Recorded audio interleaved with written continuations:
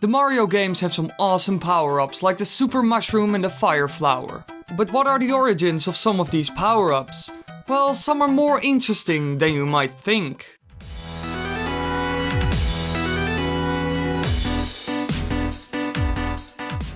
First, let's take a look at the known Tanooki and Kitsune power-ups.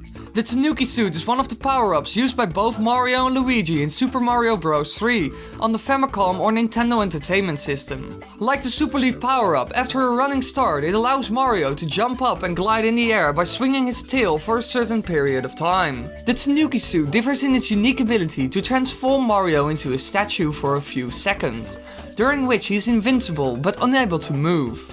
In statue form, he can destroy some otherwise invincible enemies by landing on them, and he can also land on spikes without taking damage. If Mario uses a P-Wing while wearing the Tanooki suit, he keeps the suit while he gains the permanent flight ability of the wing. The Tanooki suit reappears in Super Mario 3D Land. When Luigi gets the Tanooki leaf in this game, he turns into Kitsune Luigi, based on the Japanese name for a fox, Kitsune, as opposed to Tanooki Luigi. Kitsune Luigi is essentially the same as Tanooki Mario, aside from looking like a fox. But where did this power-up come from? Is there something similar to this in the real world? Well, for this we need to turn to the Japanese folklore, and there I found something interesting about the statue, Kitsune Luigi, and the raccoon form of Tanooki Mario. First up, Tanooki Mario.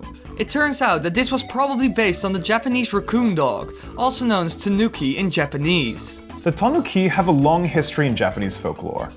The bokidonuki are a kind of ghost tanuki found in legends of various places in Japan. Although tanuki are real animals, the bokidonuki appear in literature depicted as strange supernatural creatures. The earliest depiction of bokidonuki can be found in the Nihon Shoki, written during the Nara period, in the chapter focusing on Empress Suiko. For instance, in passages like this: "In 2 months of spring, there are tanuki in the country of Mutsu. They turn into humans and sing songs."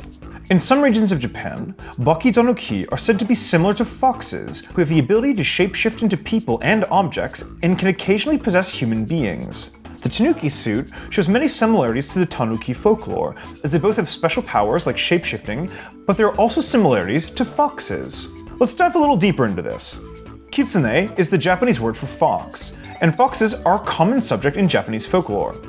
Stories depict them as intelligent beings with magical abilities that increase with their age and wisdom. According to occult folklore, foxes have the ability to shapeshift into men and women.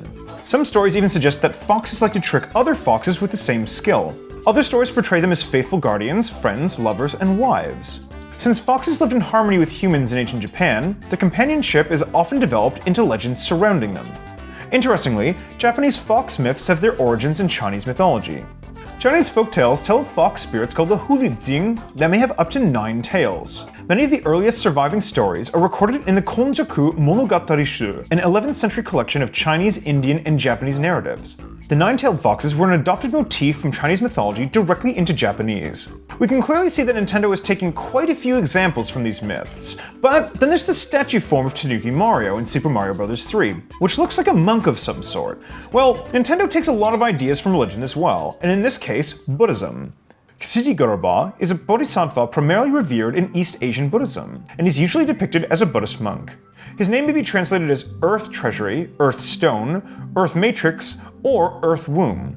Ksiji is known for his vow to take responsibility for the instruction of all beings in the 6 worlds. He did this between the death of Gautama Buddha and the rise of Maitreya. He also vowed not to achieve Buddhahood until all the hells have been emptied.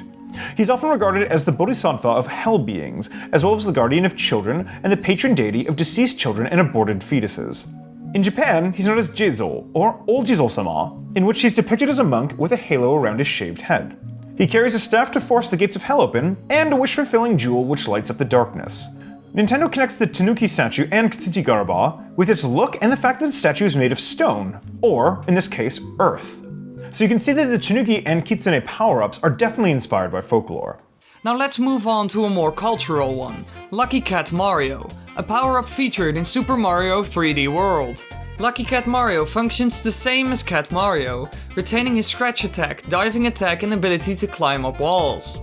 However, when he ground pounds, he will transform into a golden cat statue, gaining temporary invincibility for as long as you can hold the ground pound buttons, similar to the Tanooki suit and the statue leaf.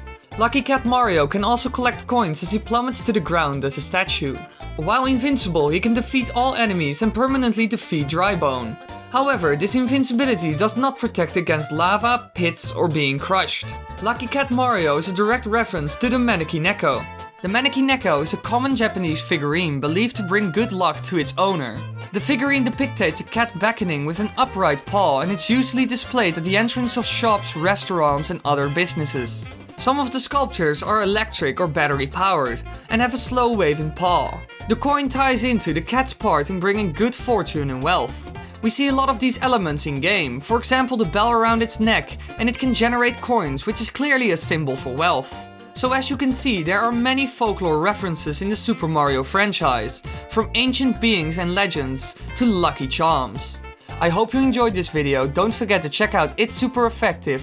They produce a video about cool video game facts every Thursday. And big thanks to PTS42 for making my stream layouts. You can check out both of their works by clicking the annotations on the screen or their links in the description.